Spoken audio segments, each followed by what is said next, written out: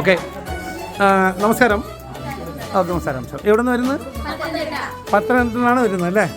Okay. എങ്ങനെയാണ് നമ്മുടെ ഷോപ്പിൻ്റെ അഭിപ്രായം? അടിപൊളിയാണ്, നല്ല കളക്ഷൻസാണ് അല്ലേ? നല്ല തിരക്കിൽ. വിലയൊക്കെ എങ്ങനെ ഉണ്ടായിരുന്നു അല്ലേ? നല്ല സഹകരണമായിരുന്നു അല്ലേ? റേറ്റ് ഒക്കെ എങ്ങനെ ഉണ്ടായിരുന്നു? വിലകൾ അഫോർഡബിൾ ആയിട്ടുള്ള റേറ്റ് ആയിരുന്നു അല്ലേ? അത്രയും